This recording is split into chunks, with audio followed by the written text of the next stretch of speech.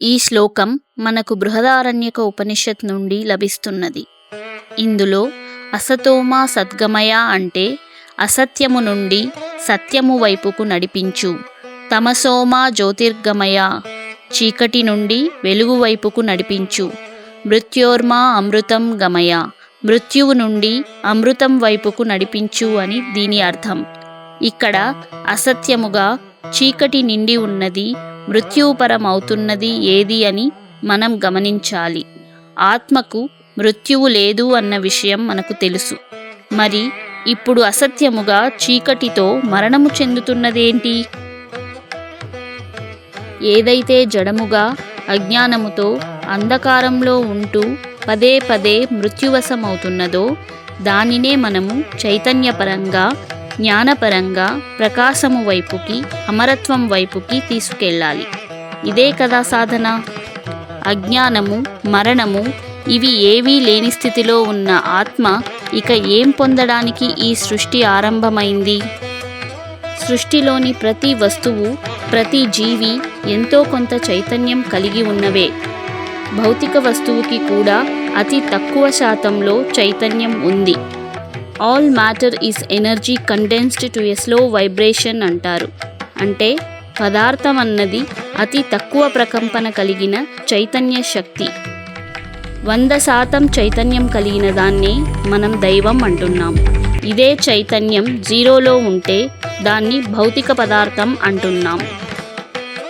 Consciousness sleeps in minerals, dreams in plants, wakes up in animals, become self aware in humans అని చెబుతున్న సూఫీ సూక్తి ఒకటి ఉన్నది. అంటే ఖనిజాలు మొదలైన భౌతిక పదార్థాలలో చైతన్య శక్తి నిద్రావస్థలో ఉంటుంది. మొక్కలు, చెట్లు మొదలైన వృక్షజాతిలో స్వప్నంలో ఉంటుంది. పక్షులు, మృగాలు వంటి జంతుజాతిలో చైతన్యం మేలుకుంటుంది.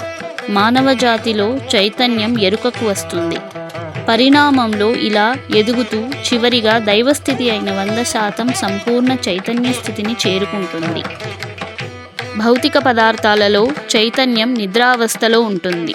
దీనికి అర్థం మనం ఇదివరకే చెప్పుకున్నట్టు భగవంతుడు ఎక్కడ ఉన్నాడు అంటే అంతటా, అన్నింటా ఉన్నాడు అనే చెబుతున్నాం. ప్రతి అణువులోనూ ఉన్నాడు అంటాం. ఆ భగవంతుడినే చైతన్యం అని కూడా అంటున్నాం. ప్రతి అణువులోనూ చైతన్యం ఇమిడి ఉంది. దాన్ని మేల్కొల్పడమే మన లక్ష్యం. భౌతికత్వంలో కూడా ఈ దైవత్వం, చైతన్య స్థితి దాని పూర్ణత్వం పొందాలి. ఏదైతే మరణిస్తున్నదో దానిలో అమరత్వాన్ని మేల్కొల్పాలి. ఏదైతే చైతన్యహీనంగా అంధకారంలో ఉన్నదో దానిని ప్రకాశవంతం చేయాలి. భిన్నత్వంలో ఉన్నదాన్ని ఏకత్వం చేయాలి. ప్రతి అణువు, అది భౌతికమైన, ఆత్మపరమైన అన్నీ ఏకత్వ స్థితిని చేరుకోవాలి. ఇదే సంపూర్ణ అద్వైతం కాగలదు. ఆత్మ వేరు, భౌతికత్వం వేరు అని ఉన్నంతకాలం అద్వైతం అనుభవంలోకి రాదు. భగవంతునిలో భాగమే ఈ సృష్టి.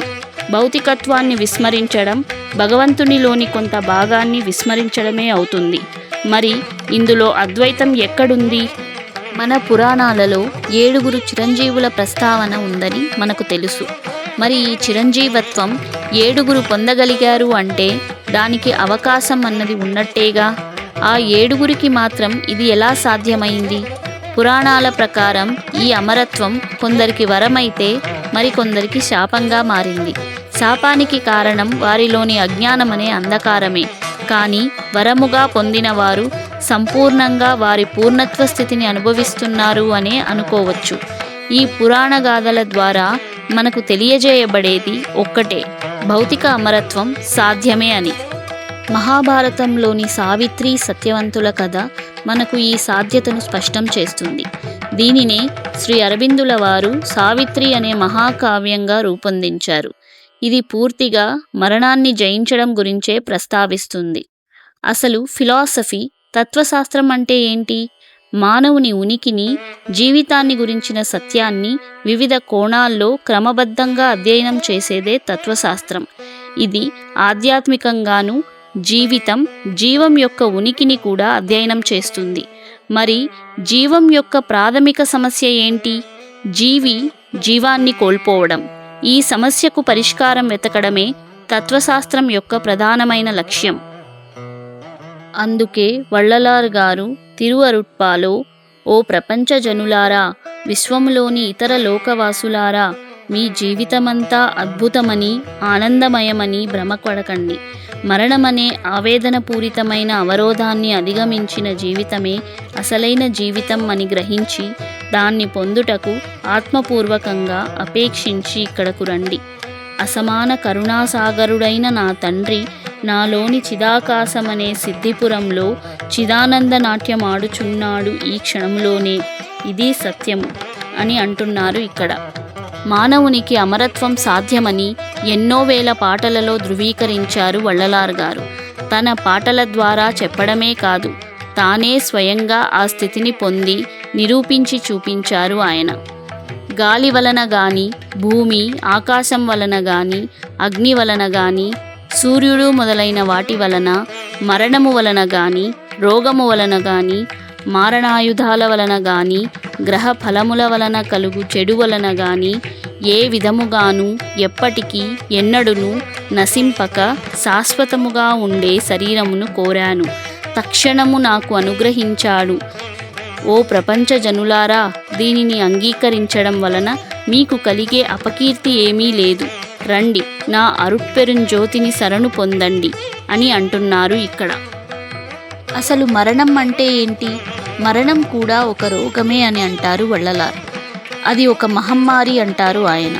ఇది జీవునిలోకి చొచ్చుకుపోయి ఆత్మకు శరీరానికి ఉన్న సంబంధాన్ని తుంచేస్తుంది. జీవుడు తన కర్మానుసారం తక్కువ లేక ఉన్నత తలాలలో లేదా మళ్ళీ ఇక్కడే జన్మ తీసుకుంటాడు. ఈ ఆత్మ కంటికి కూడా కనిపించని అతి చిన్నదిగా అణువు రూపంలో ఉంటుంది. కేవలం మూడవ నేత్రం తెరుచుకున్న వள்ளలార్ వంటి మహాజ్ఞానులు మాత్రమే దీనిని చూడగలరు.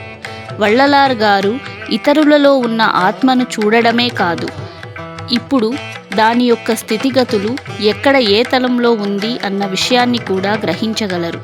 వారి చైతన్యము అంతటి సూక్ష్మస్థాయిని పొంది ఏ తలానికైనా వెళ్ళి ఆ ఆత్మను చూసి తమ ఆత్మీయ కారుణ్య చైతన్య శక్తితో వారిని మళ్ళీ వెనక్కు ఇక్కడకు తీసుకువచ్చి మరణము పొందిన శరీరంలో మళ్ళీ వారిని బ్రతికించగలరు.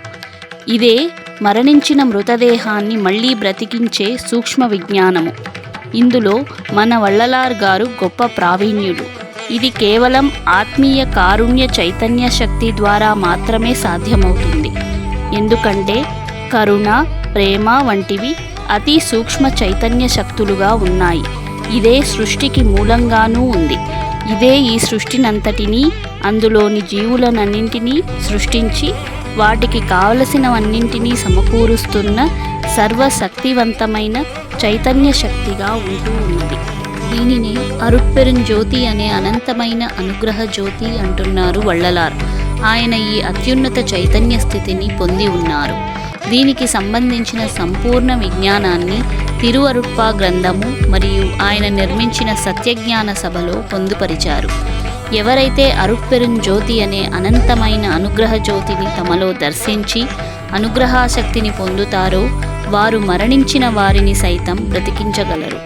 మరణించిన వారిని తిరిగి రప్పించి వారికి శరీరాన్నిచ్చి మళ్ళీ జీవం పోయడం అన్నది ఆ అరుట్పెరుంజ్యోతి అనుగ్రహంతో నేనే కాదు, నేను ధరించిన వస్త్రమైనా చేయగలదే అంటారు వள்ளలార్. తన శరీరము, మనస్సు, జీవం, ఆత్మ ఇలా అన్నింటిలో అరుట్పెరుంజ్యోతి ప్రవేశించి తనను సంపూర్ణంగా దివ్యత్వ స్థితికి చేర్చిందని ధృవీకరిస్తారు వள்ளలార్ గారు. తనను పరివర్తింపజేయడమే కాక మరణించిన వారిని బ్రతికించగల శక్తిని, అనుగ్రహాన్ని, తనలాగే అందరినీ ఆ ఉన్నత స్థితికి చేర్చగల శక్తిని తనకు ప్రసాదించారు అంటున్నారు వள்ளలార్ గారు. దీనికి సంబంధించిన మరిన్ని వివరాలు రాబోయే వీడియోలో చూద్దాం. సకల ప్రాణులు సుఖ సంతోషాలతో వర్ధిల్లుగాక. లోకా సమస్తా సుఖినో భవంతు. அருட்பெருஞ்சோதி அருட்பெருஞ்சோதி தனிப்பெரும் கருணை அருட்பெருஞ்சோதி.